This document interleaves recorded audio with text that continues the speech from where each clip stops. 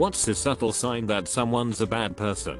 This is going to sound pretty weird, but hear me out. There are usually two types of people. It's their job anyways and the no need to make their job any harder. For example, if someone just dumps their trash wherever at a restaurant, store, etc. because it's someone's job to clean it up, they're probably kind of a jerk.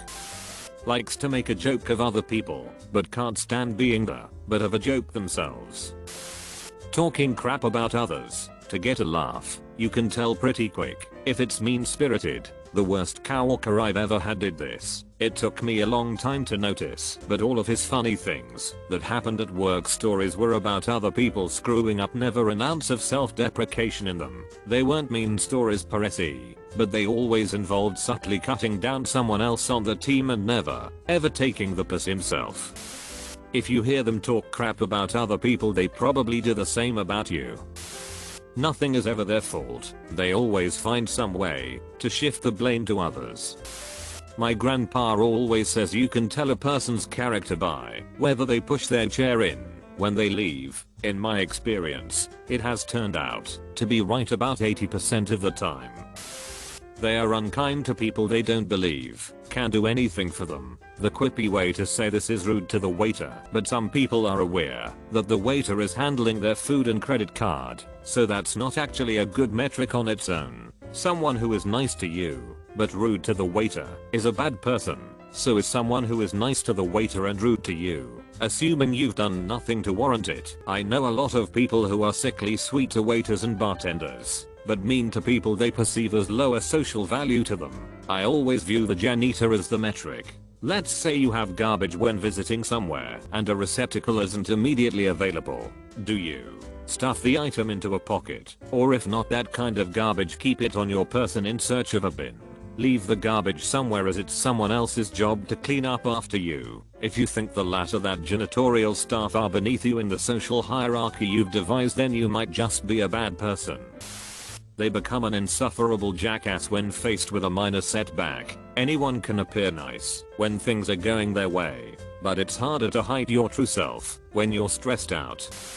They have no humility. Everything they say and do is meant to subtly inform you of their intelligence, abilities, competence, achievements, connections, etc. They undervalue something you show passion about. When excited about something, they brush it off as it should be a lesser deal than it is to you. My mom does this. She told me I needed to have hobbies growing up, but then I grow up and have hobbies and I get you like this. With that incredulous tone, she has good positive qualities too. However, whenever she does that, just a little piece of me dies. My number one rule in life, hard-won knowledge, it's what you see someone doing to anyone is what they're capable of doing to you. Don't think that anyone's bad behavior won't be aimed at you, and it will likely be covered when it is anyway. You see or hear anyone being cruel, manipulative, etc. to anyone, then you've just been told by the universe to protect yourself from that person. How they act when you mess something up on accident. If they're nice, they'll let it slide and be understanding, but if they're a bad person, if they're a customer, they'll make a scene, and if they're just hanging with your group, they'll just be really condescending and won't let it go.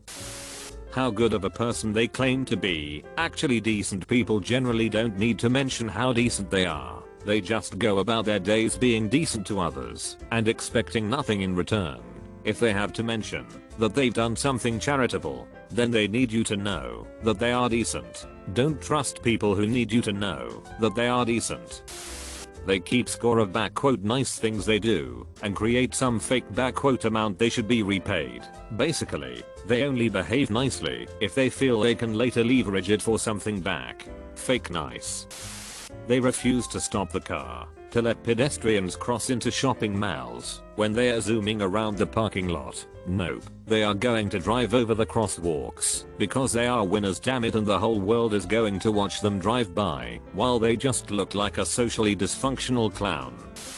Either they project bad intentions onto every action someone else performs, or they believe every condition they find disadvantageous for themselves is part of a calculated plot against them.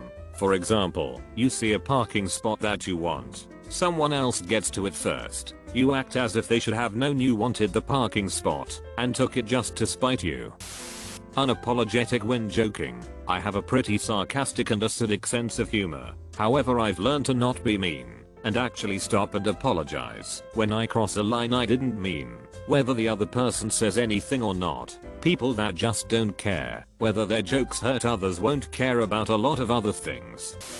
In my opinion, in their patience level, my dad has the worst patience. If anything took longer than 2 minutes he wouldn't wait, and he would start to become aggressive. In my experience I find the two go together, but that could just be from my experience. If you make a mistake in front of them, or do something for which you need to apologize, they'll hold the moment before accepting the apology. Basically how they respond to little crumbs of social power, and this doesn't prove that they aren't nice in the sense of being caring or whatever else when given good opportunities, but it tends to be a sign that they are willing to let their insecurities loose in their behavior, so that they might be willing to pull rank or ego trip when given more power and opportunities to use it. No one is nice by default. I figured out a new rule for myself. I'm to be kind. If I can't be kind, then I ought to be nice, polite and civil. If I can't be nice, I ought to limit my communication and moderate my assertiveness as best as I'm able. I find that putting it in writing helps considerably. I have a version of synesthesia where sounds have colors and textures, specifically voices, and I can tell when I'm not going to like someone when their voice looks messed up. The worst voice I ever saw was a woman with a pitch black voice with the consistency of tar, sticky and gross, sticks to everything it touches.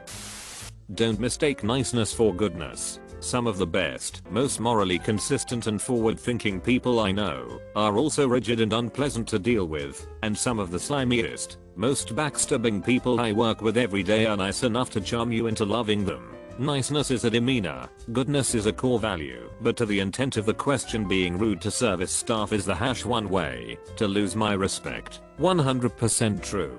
I always describe a former boss of mine as a great guy, total a-hole. He jumps to conclusions, yells about things you did because he told you to and forgot, and is overly involved in too many small details of his business. But he also goes out of his way to give second chances to ex-cons. He writes local government asking them to do things like stop mowing the huge property at the county headquarters so it can return to nature. He brings a trash bag with him every time he takes a walk and picks up garbage in his community, and has no problem admitting he was wrong or being stood up to. Gave me a huge break when I needed one, and I lost count of the times he helped his employees. Very blue collar business, so lots of guys with nobody else to turn to for help. He would help them get loans, above board, keep them employed full time in the off season, and just generally treated them with respect. The guy has all the charisma of an old sponge, but I remember being with him when another employee called him because he got arrested the night before for something minor. Boss just says pay his bail and get him to work. No questions asked. The employee knew he could call him for help. The way he actually treats his employees is one of the major reasons his business has been so successful. Total a-hole. Great guy.